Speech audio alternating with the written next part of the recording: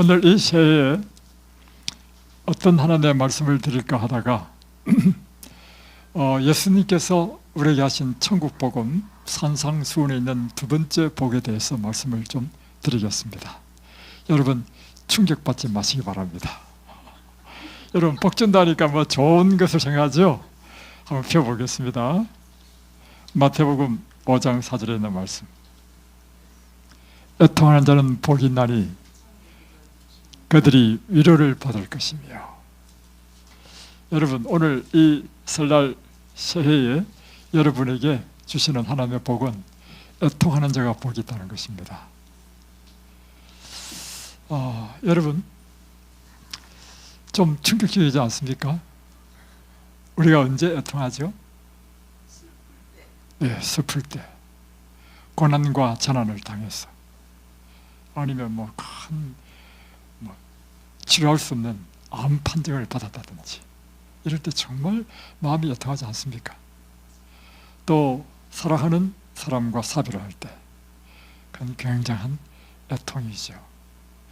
여기서 애통하는 자는 복이 있다는 이 애통이라는 것은요, 바로 이런 경우에 사람이 느끼는 가장 큰 아픔, 고통, 슬픔, 이것이 이 애통하는 자의 것입니다.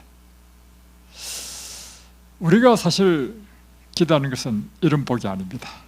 우리는 모든 것이 잘 되고, 자식도 잘 되고, 하는 일마다 잘 되고, 그래서 언제나 마음에 기쁨과 평안이 있고, 이런 것이 우리가 추구하는 복이 아닙니까?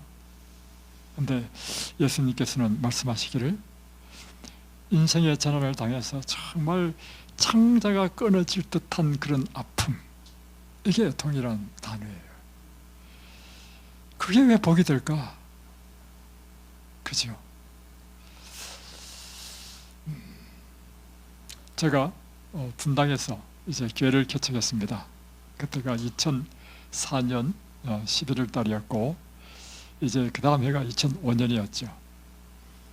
이제 2005년 때에 한 집사님으로부터 전화를 받았습니다. 목사님, 제 딸이 분당에 살고 있습니다. 그런데 결혼을 하고 사는데 교회를 나가지 않습니다. 목사님께서 방문을 하셔서 제 딸을 교회로 좀 인도해 주십시오. 그래서 그때는 교회를 개척할 때니까 끊임없이 사람을 만나고 사람을 교회로 초청하는 것이 가장 중요한 일이 아니겠습니까? 그래서 저희 부부가 그 집사님이 요청한 그 따님의 집을 방문했습니다. 가보니까 분당의 한 아파트에 사는데 나이는 20대 한 26, 7밖에 안 된 아주 예쁘장하고, 그리고 이미 이제 결혼을 일찍 한 것 같아요. 그래서 이미 아들이 있고, 그리고 그 남편은 또 엘리트 공무원이라, 그리고 이야기를 가만히 들어보니까 꿈이 파란만장해. 남편이 아주 똑똑한 사람이라서 이제 공무원들은 그런 이제 절차가 있는가 봐요. 그래서 미국으로 가가지고 미국에서 얼마 살다가 다시 한국에 오면 집위가 오르고 이런 로드맵이 쫙 그려져 있는데 장밋빛이었습니다. 그래서 참 착하고 이런 애교마라서 제가 그분에게 이제 교회에 나오도록 권면을 했습니다. 이 애교마가 참 착해가지고 저희들이 방문하고 난 한 두세 번 방문했는지 모르겠습니다. 방문하고 난 이후에 우리 교회에 출석하게 되었습니다. 그런데 토요일에만 교회에 나오는 토요일 교인이었습니다. 이제 그 다음 해가 됐는지 제가 이제 연초가 되면 우리 신자의 가정을 방문합니다. 방문해서 특별히 축복 기도를 해주는데 이렇게 묻죠. 이 가정의 올해 소원이 무엇입니까? 이 올해 소원을 따라서 제가 기도해 드리겠습니다. 그 애기 엄마 집에도 갔어요. 갔는데 물어봤죠. 자매님의 올해 소원이 무엇입니까? 하니까 제가 아들을 낳았으니까 정말 예쁜 딸을 낳고 싶다는 것입니다. 그래서 제가 그래요? 그러면 기도해 드리겠습니다 하고는 이 자매가 예쁜 딸을 낳도록 간절히 기도했습니다. 그랬더니 이 부부가 진짜로 딸을 낳았는데요, 너무 예쁜 딸을 낳았습니다. 드디어 이제 아들, 딸 이제 있죠. 참 단란하게 살고, 그리고 이제 남편이 이제 교회 올 때 같이 오는데요, 남편이 교회 오는 이유는 무엇인가 하면 애 봐주기 위해서. 남편이 참 착하죠. 착한데 신앙에는 전혀 관심이 없는 남편이었습니다. 그리고 본인이 똑똑해서 그런지 몰라도 얼마나 도도한지 몰라, 남편이. 그래서 저는 이제 남편이 왔으니까, 저는 목사니까 이 남편도 전도를 해야 되겠다 생각이 들 거 아니겠어요, 목사로서. 그래서 형제님, 지금은 우리가 성경 공부하는 시간이니까 이 성경 공부하는 반으로 오시라고 이렇게 했단 말이에요. 하니까 정색을 하면서 저한테 하는 이야기가, 목사님, 저는 예배 들으러 온 것이 아닙니다. 애 봐주러 왔습니다. 나한테는 새파란 젊은 사람, 그러니까 좀 기가 막히게 어르신 거라. 그래도 좀 순간적으로 좀 당황했지만 하여튼 그렇게 도도한 사람이었습니다. 그리고 이제 세월이 좀 지났는데 한 1년 정도밖에 안 지난 것 같아요. 얼마 안 돼서 이 자매는 금요일날 예배에, 저녁 예배는 오지 않는 자매인데 어느 날 금요일 저녁 예배에 참석한 것입니다. 제가 설교를 하는데 살짝이 들어와주는 맨 뒤에 앉아가지고는 계속 우는 것입니다. 그래서 이 자매가 무슨 슬픈 일이 있는가 보다. 그래서 예배를 얼른 마치고 저와 제가 그 자매에 갔습니다. 자매님, 무슨 일이 있습니까? 하니까 이 자매가 막 서러워가지고 막 엉엉 우는 거야. 그래서 이제 나중에 이제 자초지종을 이야기하는데, 남편이 이제 분당에서 이제 유지들과 만나는 이런 고문이다 보니까 쉽게 말하면 마음이 좀 높아졌어. 그래가지고 자기 돈으로만 아니고 친구들 뭐 아는 사람 돈을 다 빌려가지고 투자를 했는데 사기꾼한테 걸렸어. 날아가 버렸어. 그래서 완전히 자기가 거지가 됐을 뿐만 아니라 친구들한테도 빌린 돈을 못 갚을 상황이 되어버린 거예요. 얼마나 진짜 큰일입니까? 20대밖에 안 돼. 그때 30대 초가 되는지 20대 말 정도 됐겠네. 와, 그래서 그렇게 우는데 정말 내가 들어도 기가 막히더라고. 그 돈을 내가 볼 때는 평생 갚아도 못 갚을 돈이야. 웬 돈을 그렇게 또 많이 빌렸는지. 와, 그래서 이제 저희들이 그 자매를요, 일주일에 최소한 2번은 방문했습니다. 왜냐하면 이 자매를 살려야 되니까, 용기를 줘야 되니까. 그래서 이제 좀 안정이 된 것 같습니다. 이제 안정이 되고, 원래 이 자매의 전직 직업이 간호사였습니다. 결혼하고 나서 뭐 간호사를 안 하고 애만 키우다가 이제 제가 간호사 한다고 병원에 이제 다니기 시작했습니다. 그러다가 또 불과 몇 달 후에 또 금요일 저녁 예배 또 온 거야. 우리는 이 자매가 금요일 저녁에 오면 가슴이 철렁해. 이번에 또 무슨 일이 생기는지. 아니야 다를까 와가지고 맨 끝에 앉아가지고 또 계속 우는 것입니다. 예배 동안. 그래서 제가 또 예배 얼른 마치고 나서 또 갔어요. 자매님, 이번에는 또 무슨 일입니까? 이 자매가 막 소리 내서 우는데 하는 이야기가 뭐냐면, 내가 남편이 진 빚을 좀 갚아보려고, 경제에 도움이 되려고 다시 간호사 병원에 간호사로 이제 취직했단 말이에요. 그래서 이제 불과 그 몇 달도 안 해. 한두 달 정도 일을 하는데 몸이 좀 이상해. 그래서 검사를 해보니까 셋째가 임신이 된 거야. 그러니까 일도 못해. 그러니까 남편에 대한 미움이 막 더 증폭된 거야. 그러면서 하나님께서 자기가 하는 모든 길을 막는다고 막 펑펑 소리 내고 우는 것입니다. 여러분, 지금 애통한다는 것은 이런 뜻입니다. 이렇게 애통하는 것이 정말 복이 있습니까? 여러분, 이것이 복이 있는 게 아니고요, 원래 그가 계획했던 대로 정말 장밋빛 그 미래 인생의 설계대로 막 착착착착 잘 진행돼 가지고 막 진급하고, 그러면서 경제가 더 나아지고 자녀들은 잘 되고 이것이 더 복 있는 것이 아니겠습니까?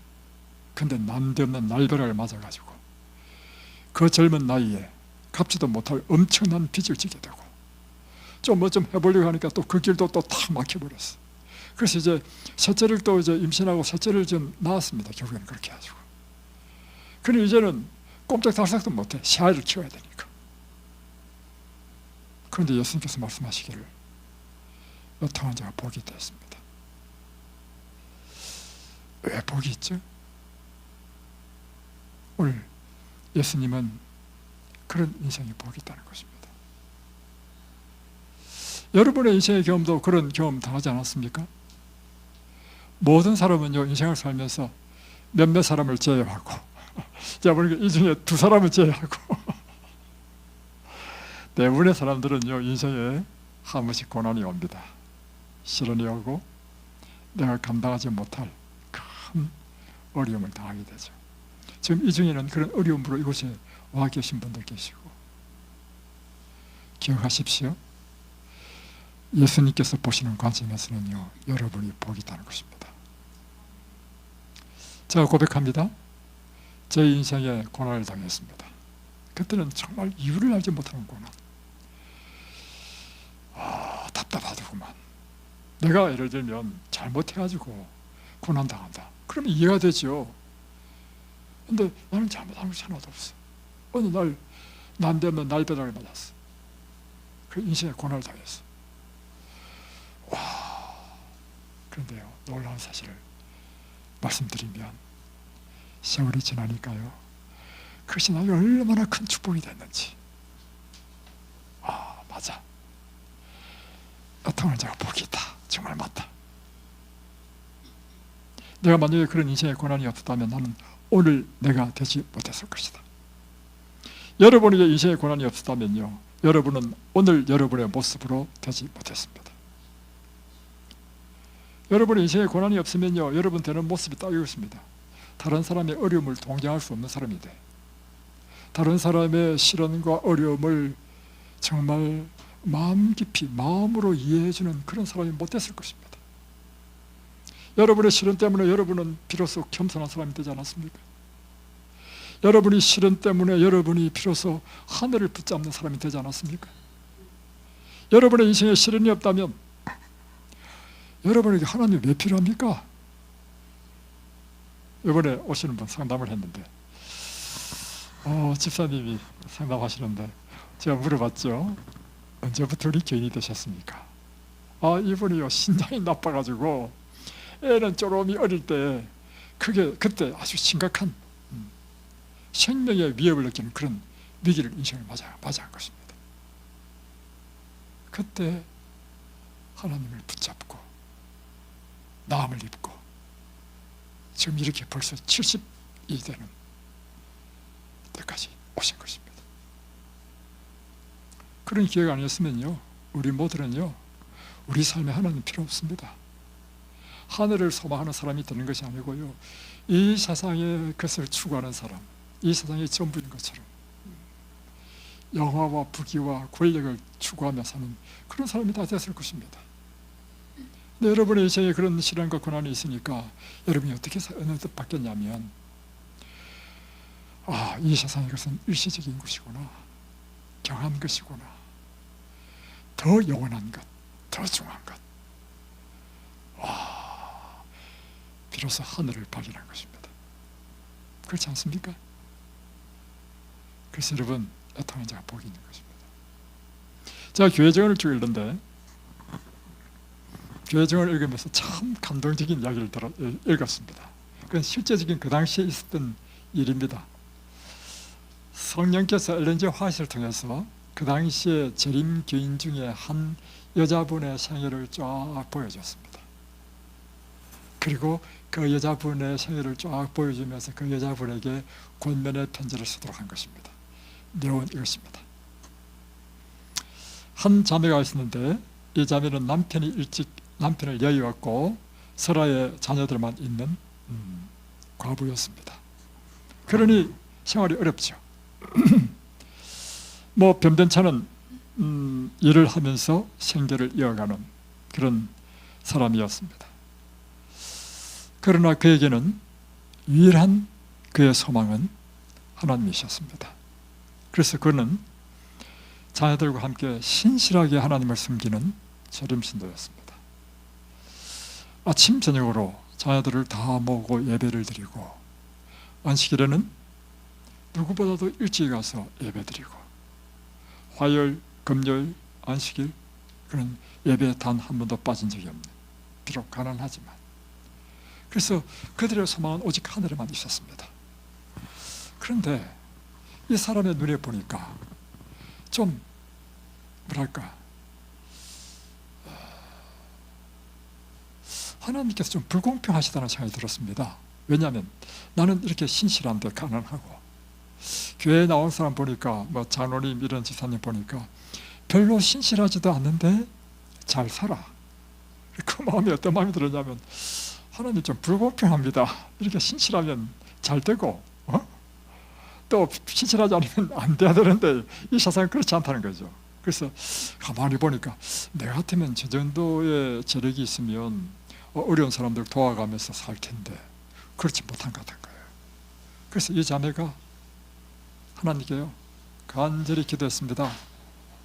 어떻게 기도했냐면, 하나님, 저도 좀 부자가 되게 해 주십시오. 저를 부자가 되게 해주시면 저는 우리 교회에 있는 어느 장로님 저분처럼 하지 않겠습니다. 저는 하나님 사업에 헌신하고 다른 사람 도와주고 정말 이런 사람 되겠습니다. 그런데 이 소원이 얼마나 간절했던지 날마다 기도해. 여러분, 하나님은 어떤 분이신지 가르쳐 드리겠습니다. 하나님은요, 우리의 기도를 들으시고 우리에게 가장 좋은 것이 무엇인지 아시기 때문에 우리 기도 내용대로, 우리가 원하는 대로 응답하시는 것이 아니라 하나님의 뜻대로 응답하십니다. 그래서 우리가 기도를 했는데 기도에 응답을 받아서 내 원하는 대로 된 것도 그것이 하나님의 뜻이고, 내가 기도했는데 기도 응답이 없어, 그것도 하나님의 응답입니다. 왜냐하면 우리는 이것이 좋은 줄 알고 구하지만 하나님께서 보실 때 이것은 내게 좋은 것이 아니야. 그럴 때는 하나님께서 주시지 않는 거예요.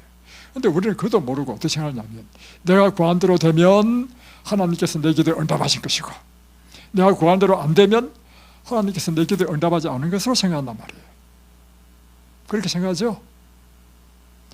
그런데 하나님은 또 어떤 분이시냐면 자비와 긍휼이 많으신 분이라, 그래서 우리가요 하나님 보실 때 좋지 않은 거지만 정말 간절히 원하면요 주십니다.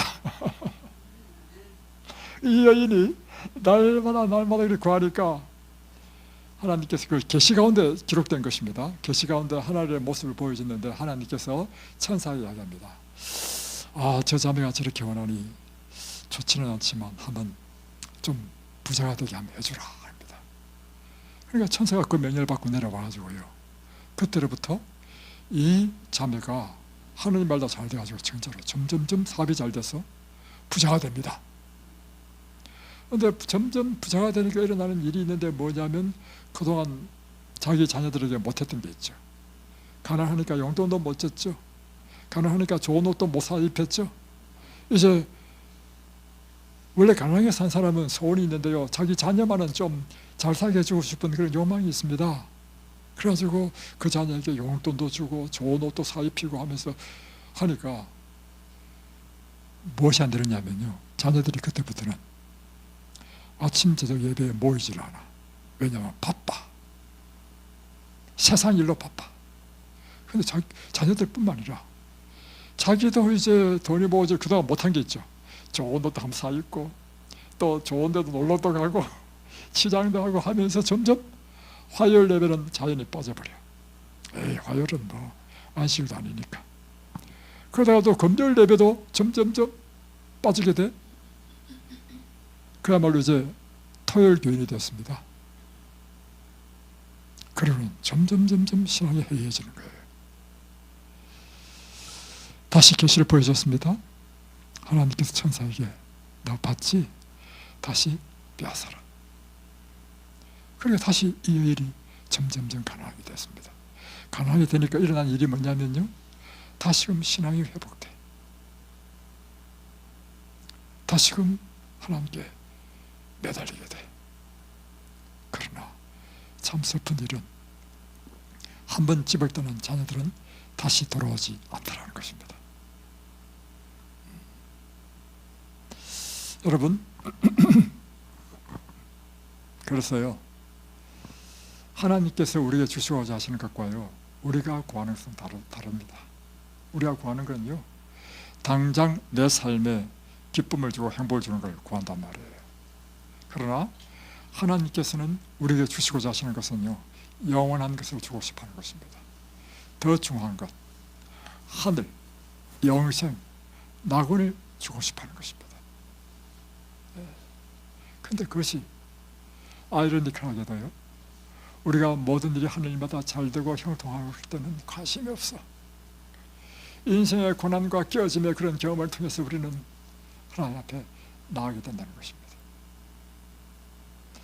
두 번째, 같은 맥락인데, 하나님께서 우리에게 이와 같은 인생의 시련과 고난을 통해서 애통하도록 하시는 이유는 무엇인가 하면, 우리를 하늘에 적합한 사람으로 만들기 위한 것입니다. 여러분, 우리가 하늘에 적합한 사람이 되는 것은 무슨 조건을 갖춰야 되죠? 그것은요, 우리 품성이 하늘에서 살기에 적합한 품성으로 되어야만 하늘에 갈 수 있는 것입니다. 그렇죠? 그래서 하나님께서는요, 이 하늘에 이 사람 못 온다, 저 사람 온다, 이게요, 하나님께서 독단적으로 이게 사람을 내치는 것이 아니고, 술 마시고 술주정뱅이 이런 허랑방탕한 사람은 하늘에 오면 하늘에서 살 수가 없는 사람이라서 못 오는 것입니다. 언제나 남을 미워하고 남 잘되면 시기하고 질투하고 이런 못된 성질을 갖고 있는 사람 하늘에 오면 되겠습니까? 그래서 하나님께서는요, 우리를 하늘에 데려가기를 원하십니다. 그러기 위해서는 우리의 품성이 하늘에 살기에 적합한 사람이 되어야 되는 것입니다. 그런데 이 역시 마찬가지입니다. 못된 심보, 다음에 품성의 그 못난 것, 거칠고 언제나 다른 사람과 상처를 주는 못난 것, 이런 걸 깎고 다듬고 하는 것은요, 오직 한 가지 방법밖에 없다는 것입니다. 그것은 인생의 시련을 만날 때 우리는 갈리고 닦이고,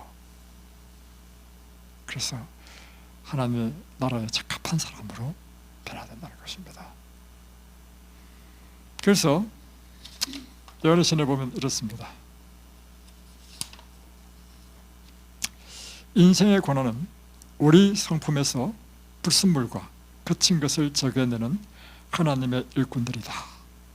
이들에 의해 채색되어 깎이오고 끌로 새겨지고 갈리고 다듬어지는 것은 고통스러운 과정이다. 회전 연마기 속으로 들어가는 것도 힘든 일이다. 그러나 그 속에 들어간 돌은 하늘 성전의 제자리를 채우는데 부족함이 없게 준비되어 나온다. 쓸모없는 물건을 위해서는 주께서 그처럼 신중하고 철저한 작업을 하지 않으신다. 오직 그분의 보석만이 궁전의 식양대로 다듬어진다. 여러분, 이 보석 제공하는 사람이 아무거나 제공하지 않습니다. 보석만 제공합니다. 다이아몬드라든가 사파이어라든가 이런 것만 제공하지요. 잡돌을 왜 제공합니까? 가치도 없는데. 여러분이 혹독한 시련을 당한다, 그러면 여러분 정말 가치 있는 존재인 것입니다. 여러분 그 같은 시련을 당하고 있습니까?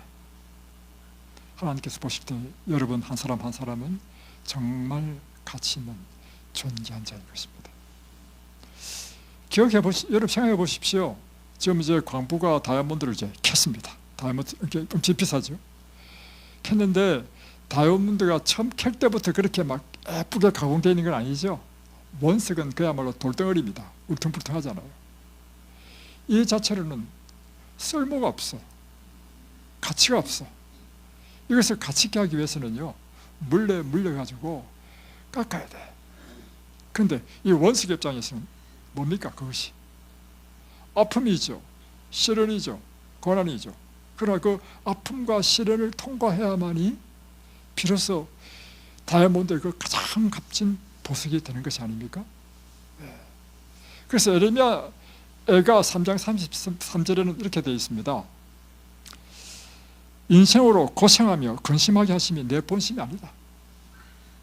하나님께서는 우리 인생이 고생하고 인생에 근심하고 재난당해서 애통하는 것, 이게 하나님의 본심이 아니라는 것입니다. 그리고 예레미야 29장 11절에는 이야기하기를 나 여호와가 말하노니 너희를 향한 나의 생각은 내가 안다. 그것은 재앙이 아니요 너에게 평안을 주고 장래에 소망을 주려는 생각이다.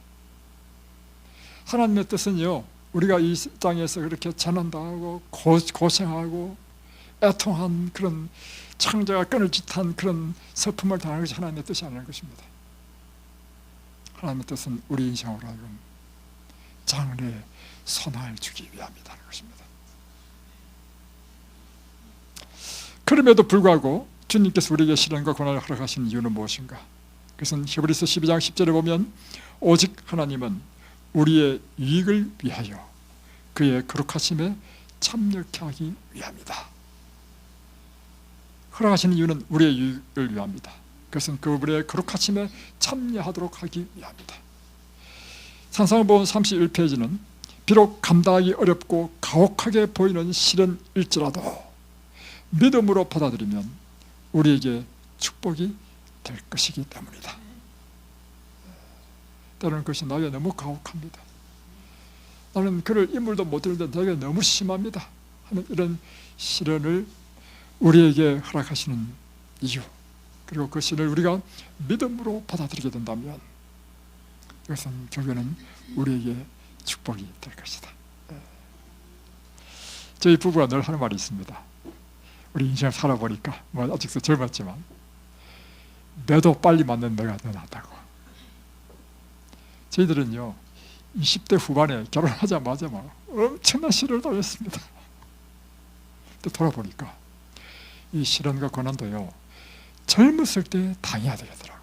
그러면 그 결과로 그 나머지 인생을요 하나님께서 이 시련과 고난을 주신 그 목적에 따라서 우리가 지금 변화되고 사람이 바뀌어버렸어.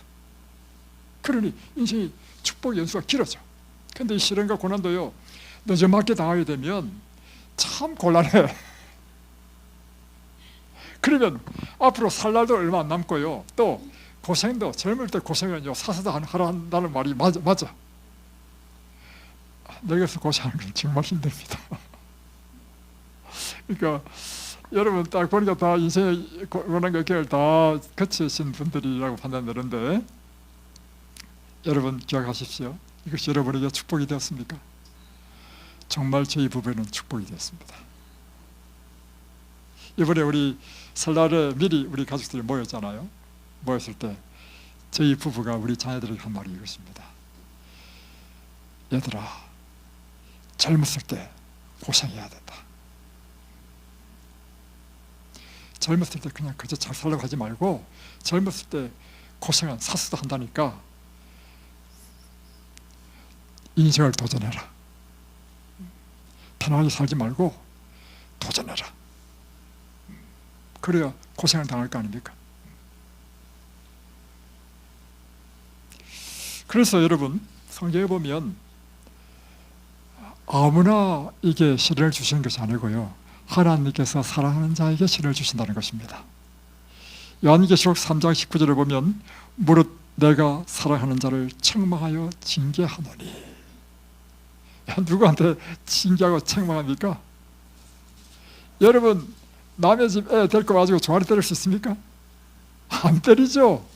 남의 집 애는 뭐 잘하든 못하든 나하고 관계없어. 그러나 내 자녀에게 혀치를 때리는 것은 내 자녀를 사랑하기 때문에 혀치를 때리는 것입니다. 저는 좀 한편으로는 후회하는 게 있는데, 제가 젊었을 때 좀 성화되지도 못했을 뿐만 아니라 애들을 잘 키운다고 너무 엄하게 키웠어. 그래가지고 애들이 나한테 혼이 많이 났어. 그런데 한편으로는 미안하지만 한편으로는 그럼으로 인해서 매 맞고 징계당한 애가 올바르게 간다는 것입니다.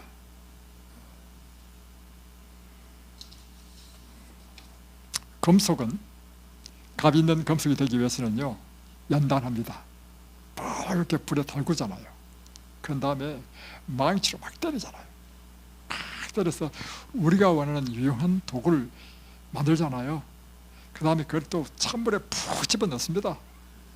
다음에 또 불에 또 벅 달고요. 그러면 이 채는 막 뜨거웠다, 망치 맞았다가 찼다가 죽을 노릇 아니겠습니까?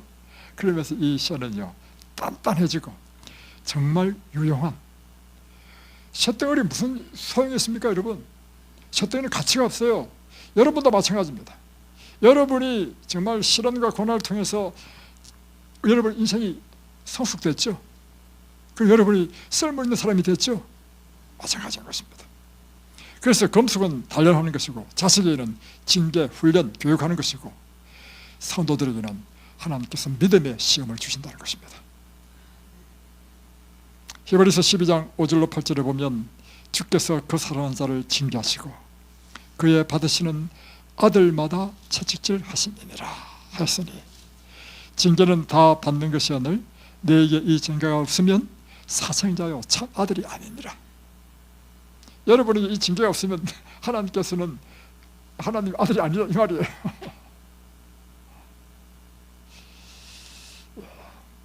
야곱의 생애를 보면 야곱은 정말 하나님을 사랑했습니다. 그런데 야곱은 하나님의 축복을 하나님의 방법이 아닌 자기 꾀 그리고 사기를 쳐서 하나님의 축복을 받으려 하는 것입니다. 야곱은 태어날 때부터 뱃속에서부터 장자 되기 위하여 막 싸웠죠. 그러다가 이제 에스가 먼저 딱 나오니까 태어나면서부터 이 에스의 발꿈치를 손으로 꽉 붙잡고 나왔어요. 참 기가 막힌 애죠. 딱 태어나버리니까 이제 동생이 됐어. 왜 이스라엘에서는 장자가 중요하냐면 장자에게 모든 고난이 다 주어져. 재산도 2배 내지 4배를 줘요. 그리고 그것보다 더 중요한 것은 뭐냐면 그 가정에 제사장이 되는 특권이 있고, 또한 영적 유산을 받는 특권이 있는 것입니다. 그러니까 이 야곱이 그가 사모했던 것은 뭐냐면 재산의 축복을 받는 것이 그에게 사모한 것이 아니라 자기 부조의 하나님이 나의 하나님이 되고 내가 이 부조의 하나님의 계보를 잇는 영적인 후손이 되는 것이 그가 간절히 소망했던 것입니다.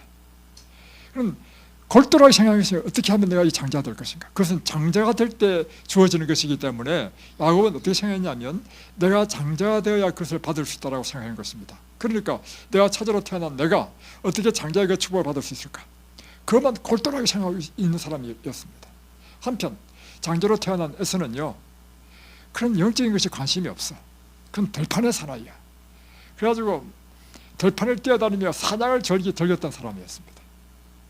근데 이제 어느 날 그러니까 이제 야곱은 언제나 사람이 조용하고 차분하고 가정일을 돕는 그런 사람이었고, 에서 형은 막 들판을 뛰어다니는 그냥 사나이 중에 사나이였어. 어느 날 이제 들판을 다니다가 이제 점심때쯤 돼가지고 배가 쫄쫄 고픈데 그때 마침 야곱이 팥죽을 쫙 쏘고 있습니다. 그러니까 야, 팥죽 좀 한 그릇 줘. 그러니까 이 야곱은 항상 뭘 생각했다고요? 어떻게 하면 내가 장자가 되지? 그걸 골똘하게 생각하다가 형이 팥죽 달라니까 순간적으로 딱 떠오르는 것이 형 장자의 명분을 나한테 팔아. 그럼 내가 팥죽 줄게. 근데 한편 에서는 장자가 자기한테 중요하지 않아. 그래 별로 관심이 없어. 그러니까 그래 내가 장자 줄게. 장자 뭐 그래 어려우냐. 이런 경거망동한 에서 그래서 받았단 말이에요. 다음에 이제 또 하나 이제 이 아버지 이제 드디어 명분을 받았고 다음에는 또 아버지의 축복을 받아야 돼. 아버지는 다행히 눈이 어두웠어. 그러니까 이제 아버지가 이제 에서한테 이야기하는 거예요. 에서야, 내가 아무래도 죽을 날이 가까운 것 같아. 죽기 전에 너에게 축복하고 죽고 싶다. 네가 데려나가지고 사냥을 해가지고 요리를 맛있게 요리를 해라. 그러면 그걸 먹으면 내 기분이 좋아지니까 기분 좋을 때 너를 위하여 마음껏 축복하여 기도를 하겠다 한 거예요. 근데 그 이야기를 야곱이 들었어.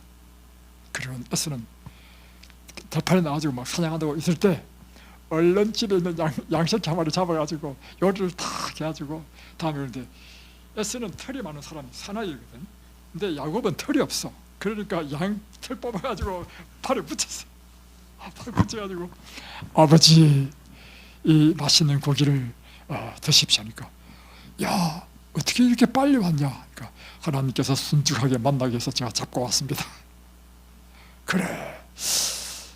그런데 이상하다. 그럼 손을 더듬더듬, 이제 눈이 어두우니까 이제 만져보니까 이상하다. 분명히 털이 많은 걸 보니까 에서 같은데 목소리는 왜 야곱 같냐. 하여튼 그렇지만 하여튼 간에 이 야곱에게 막 축복을 잔뜩 해버렸습니다. 축복을 받자마자 도망간 거예요. 형이 알면 막 큰일 나니까 그때부터 막 저 팟다마람까지 그 먼 곳을 막 도망가 버렸어.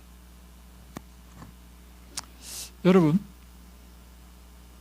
하나님께서는 이 상태로 야곱이 믿음의 선지가 될 수 있겠습니까? 없죠. 야곱을 어떻게 해야 되겠습니까? 완전히 개조시켜야 돼. 이 개조시키는 가장 좋은 방법으로 하나님께서 사용하신 것이요, 시련과 고난이었습니다. 그가 첫 번째 만난 시련은 무엇이냐면, 자기는 꾀가 많은 사람인 줄 알았는데 자기보다 더 꾀 많은 사람을 만났어. 그것이 그의 외삼촌 라반이었습니다. 이 라반이 딱 갔는데 보니까 두 딸이 있는데 큰 딸은 레아였고 둘째 딸은 라헬이었어. 라헬이 너무 예뻤어. 자기는 라헬을 연애하면서 이제 7년 동안 이제 자기를 섬기면, 라반이 이제 이야기하기를 섬기면 네가 라헬을 내 아내로 주겠다는 거야. 그래서 7년 동안 열심히 일했어. 그를 연마하는 것으로 7년을 하루같이 지냈단 말이야. 드디어 이제 결혼식이 됐어. 결혼하고 신혼방에 딱 들어갔는데 이 외삼촌이요, 라헬 대신에 레아를 낳아줬어. 아침에 눈 뜨고 보니까 레아야. 그러니까 화가 나가지고 하여튼 그것도 좀 몰랐는지 모르겠어. 하여튼 간에 화가 나가지고 외삼촌한테 막 따지고 하니까 7년을 더 섬기라. 그러면 동생도 주겠다. 그래서 또 7년을 더 했잖아요. 그러기를 해서 또 삭슬 정하면 삭슬 몇 번이나 변경하고, 사기꾼 야곱은요, 그보다 더 큰 사기꾼한테 만나가지고 혹독한 기억을 받은 것입니다. 그뿐만입니까? 그가 자녀를, 아들만 12을 낳았습니다.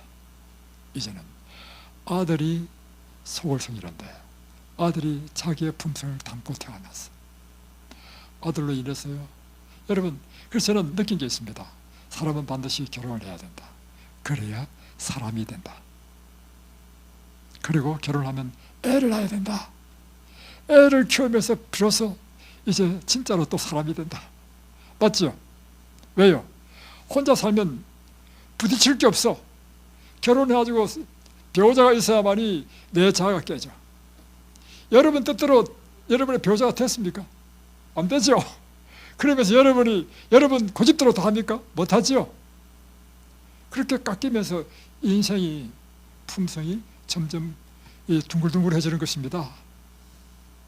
그런데 남편보다도 더 강한 적수가 태어났어. 그건 자식이야. 이 자식은 이건 죽이지도 못하고 살리지도 못하고 이거죠. 그러면서 사람이 되는 것입니다. 그런데 이제 야곱이 12아들이나 낳았으니 12아들 가운데 얼마나, 성경 읽어보십시오. 큰아들, 이런 것이 어떻게 성경에 기록되어 있을까?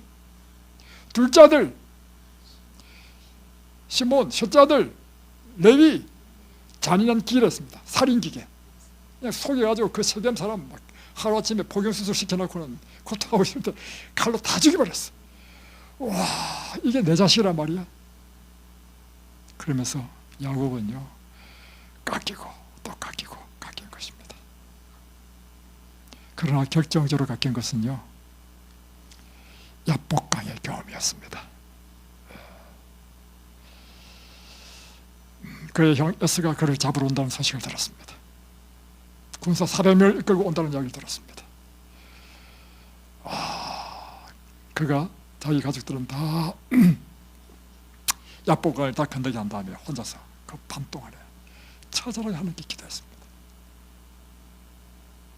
어느 날 기도하는데 밤중에 시커먼 어떤 사람이 와가지고 탁 목덜미를 딱 잡는데 자기는 원수자라는 거예요. 밤새도록 싸우는데 자기 환도뼈를 탁 치면서 자기가 환도뼈 치면요 사람이 걷지를 못합니다. 푹 주저앉으면서 이분이 천사구나. 그래서 확 붙잡으면서 나를 축복해 주십시오. 내가 나를 축복하지 않으시면 결코 놓지 않겠다고. 그러면서 이 야복과의 경험을 통해서요, 이 야곱은 완전히 자기의 과거의 모든 죄를 회개하고 완전히 새로운 사람으로 거듭나게 되는 것입니다. 하나님은 위대하십니까? 무엇을 통해서 일하시죠? 인생의 고난과 시련을 통해서 일하시는 것입니다. 그래서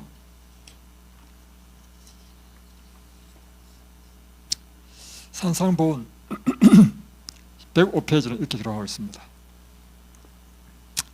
그리스도의 마음을 품은 사람은 곧 그리스도 안에 있는 사람이다. 우리를 향하여 쏜 화살은 우리를 두르고 있는 그리스도에게 맞을 것이다. 자, 이 환난을 당할 때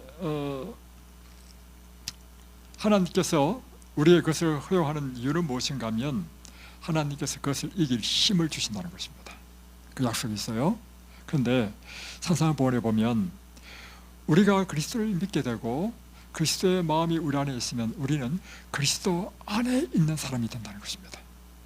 자, 우리가 그리스도 안에 있으면 우리 밖에는 누가 계시다는 것입니까? 자, 다시 한 번 더. 우리가 그리스도 안에 있으면 우리 밖에는 누가 계시는 거예요? 그리스도, 그죠? 예수님이 있다는 것이잖아요. 그러면 그때부터는 우리는 어떻게 되느냐면 사단이 우리를 공격하는 화살을 쏘잖아요. 쏘면 내가 맞기 전에 누가 먼저 맞는다는 것입니까? 예수님께서 먼저 맞는다는 것입니다. 그러니까 예수님께서 먼저 맞은 다음에 이 화살이 내 안에 있는 이러면 김희영 이 딸이 그에게 유익이 되고 도움이 될 것 같으면 통과시켜. 그럼 그 화살이 딱 맞아요. 그것이 내까지 이제 오는 거야. 근데 이 화살은 맞으면 안 돼. 그러면 통과시키지 않는다는 것입니다. 이것이 산상보훈 105페이지였어요. 보세요. 우리를 향하여 쏜 화살은 우리를 두르고 있는 그리스도에게 맞을 것이다. 그러므로 무엇이나 우리에게 닥치는 것은 다 그리스도를 통하여 오는 것이다.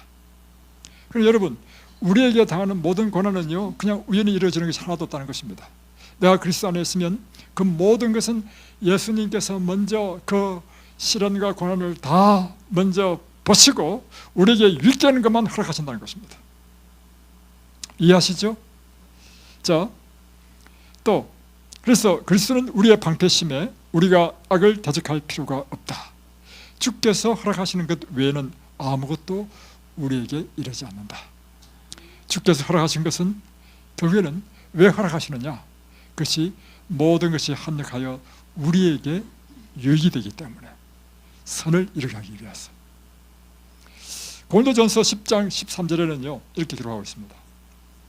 사람이 감당할 시험 밖에는 너에게 당한 것이 없나니 오직 하나님은 미쁘사 너희가 감당하지 못할 시험당함을 허락지 아니하시고 시험당할 즈음에 또한 피할 길을 여사 너희로 너희 감당하게 하시느니라. 그러니까 하나님께서는 우리에게 시험을 허락하실 때 우리가 감당할 것만 허락하신다는 것입니다. 우리가 감당하지 못할 것은 허락하지 않는다는 것입니다.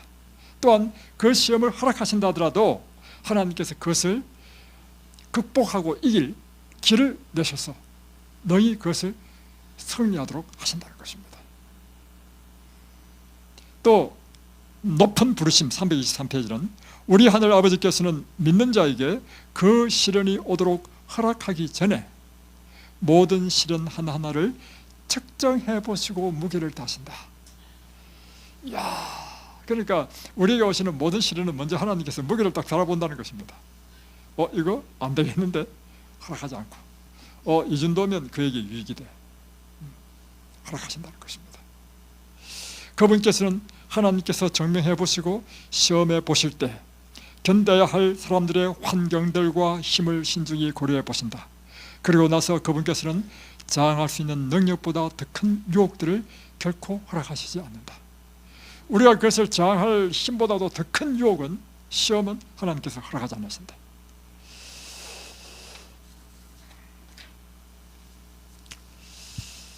여러분, 왜 우리에게 고난을 허락하시죠? 결국은 우리로 하여금 하늘에 적합한 사람이 되게 하기 위하여. 그리고 또 한 가지는요, 우리로 하여금 하나님께서 당신의 사업에 사용하실 수 있는 사람으로 준비시키기 위하여. 모세와 요셉의 사건을 기억해 보십시오. 모세와 요셉을요, 그렇게 40년 동안 광야에서 고난받게 하신 것, 요셉을 13년 동안이나 그 엄청난 시련을 통과하게 하신 그 목적, 그런 고난 시련 이후에 모세는요 200만 이스라엘 백성들을 이끄는 이스라엘의 지도자가 되게 하셨고, 요셉은 그런 고난 이후에야 그는 한 나라, 그 큰 애굽 나라를 통치할 수 있는 총리로 준비될 수 있었기 때문입니다. 오늘 여러분에게 하나님께서 시련을 허락하시는 이유는 여러분 자신으로 하여금 하나님만을 의지하며 살게 하시고, 두 번째는 여러분의 품성이 하늘에 적합한 사람이 되게 하시고, 세 번째는 여러분이 하나님께 쓸모가 있는 존재라는 것입니다. 아까 그 자매 이야기를 다시 돌아가겠습니다. 이 자매가요, 그래서 이제 앞도 막히고 옆도 막히고 뒤도 막히고 다 막혀버렸어. 그가 할 수 있는 일은 아무도 없게 되었습니다.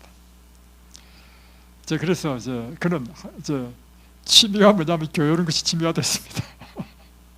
그래가지고 우리가 그때 목요일마다 이제 자모들 소그룹을 했습니다. 자모들 소그룹 올 때 오고, 다음에 그 자모들이 왔어요. 오면 시작 때부터 마칠 때까지요 눈물 바다였습니다. 휴지 그 티슈 각 있잖아요. 각 한 통이 한 번 몰 때마다 다 쓰습니다. 그렇게 애통하는 10년들로 그렇게 소그룹 때마다 그렇게 울었어. 그런데 놀라운 일이 일어났습니다. 이 자매가요 점점 변화되기 시작했습니다. 이제는요 하나님이 그의 삶의 전부가 되었습니다. 그리고 그가 이제는 하나님의 일꾼으로 준비되었습니다. 그래서 그가 토요일만 교회 오던 그 자매가요 이 교회는 없으면 안 될 일꾼으로 바뀌었습니다. 그런데 20대 만난 자매를 우리가 그곳에서 이제 다른 데로 갈 때 40대가 됐습니다. 이제 12년이 있다 보니까 그곳에서, 그러니까 28만 되더라도 40이 되겠네, 그죠? 그때만 하더라도 그 자매는 이제 이 교회에 없으면 안 될 정말 훌륭한 일꾼으로 바뀌어버렸어. 그런데 우리가 이제 그로부터 이제 와서 몇 년이 지났습니다. 우리 이든 몇 년 하는데 어느 날 전화가 왔어요. 목사님 좀 방문하고 싶다고. 그래서 오라고. 그러니까 그 자매와 남편과 세 자녀를, 두 자녀만, 한 자녀는 대학생이 돼가지고 이제는 그 아들이 대학생이 됐어 벌써. 참나. 그래서 이제 왔는데 놀라운 일이 일어났는데요. 그동안에 그 갚지 못할 빚이 다 해결됐고, 남편은 아주 좋은 회사에 이사가 됐어. 그래가지고 그 모든 환경이 다 바뀌어버렸어.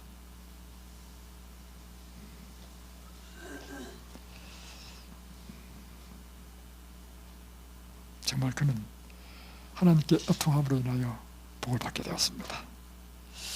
우리가 여러분은 혹독한 시련 가운데 있습니까? 그대는 혹 고난 가운데 있습니까? 그대도 애통하고 있습니까? 그럴 때 여러분은 결코 당황하지 마십시오. 베드로전서 4장 12절은 이렇게 이야기하고 있습니다. 사랑하는 자들아, 너희를 시험하려고 오는 불시험을 이상한 일 당하는 것 같이 이상히 여기지 말고 오직 너희가 그리스도의 고난에 참여하는 것으로 즐거워하라. 야고보서 1장 2절 4절에는 이렇게 이야기하고 있습니다. 내 형제들아, 너희가 여러 가지 시험을 만나거든 인내를 온전히 이루라. 여러분이 고난 당한다고 한다면 여러분이 하셔야 될 일이 당황하지 마십시오. 그리고는 인내하십시오. 인내를 온전히 이루라. 이는 너희로 온전하고 구비하여 조금도 부족함이 없게 하려 함이라. 왜 우리가 인내해야 됩니까? 이 시련을 견디기 위해서. 인내하면 이 시련은 여러분을 온전하여 구비하여 부족함이 없도록 여러분 자신을 점점 하늘에 적합한 사람으로 변화시킬 것이기 때문입니다. 결국에는 이 인내를 견디면 여러분은 하나님의 위로를 받을 것입니다. 애통하는 자는 복이 있나니 그들이 위로를 받을 것이며, 그리고 그 위로는 이 시련이 하나님께서 나에게 준 축복의 삶이었다. 축복이었다. 오늘도 여러분은 축복된 삶으로 변화되어져 있을 것입니다. 애통하는 자는 복이 있습니까? 하나님의 위로가 함께 하실 것입니다. 기도하겠습니다.